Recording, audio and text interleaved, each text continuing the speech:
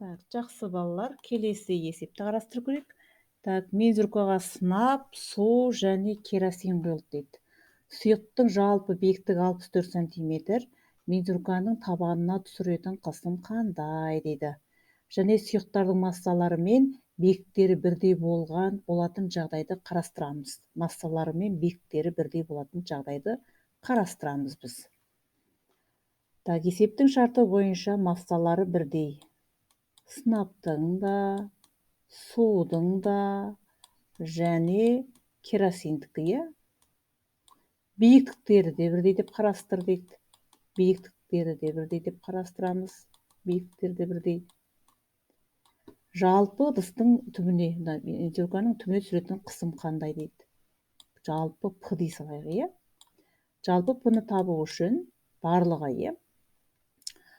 Біркелкі барлық жаққа бірдей таралады Паскаль заңы бойынша қысымның әсер етуі, иә? Так, сол бойынша жаңағы үш сұйықтықтың қысымдары қайтеді? Қосылады. П1 қосылған П2 қосылған П3. П2 П3 деген сөз, иә? Енді гидростатикалық қысымның формуласын қайтеміз? Қолдарамыз. Біріншісінде сынаптікі ро G H, иә?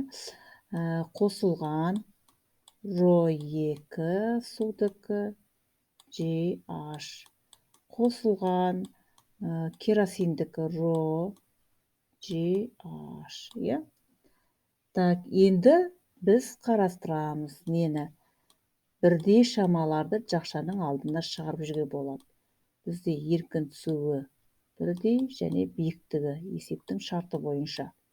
Онда құйылған сұйықтықтың тығыздықтарын қайтеміз? Бір-біріне қосып береміз, міне. Бір-біріне қосып бердік. ро1 қосылған ро2 қосылған ро3. Так, сонымен қысымы тең болады. G-дің мәнін біз 9,8 ньютон бөлінген килограмм деп алайық. Мынау 0,64 биіктік деп айтқанбыз. Так, тығыздықтары сынаптікі 13600, судікі 10-ның 3 дәрежесі 1000, қосылған керосиндікі 800. Иә? Килограмм бөлінген метр куб. Метр куб, міне. Мына килограмм мен килограмм кетеді. Иә?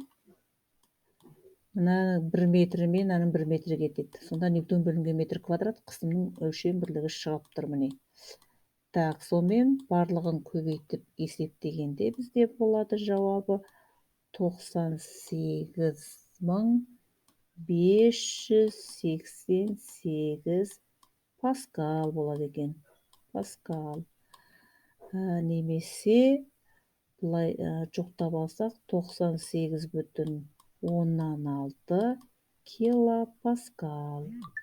Килопаскал. Яғни ыдысқа құйылған сұйықтың тығыздығына байланысты ең аз сұйықтық жоғары қарай қайтеді екен, көтеріледі екен.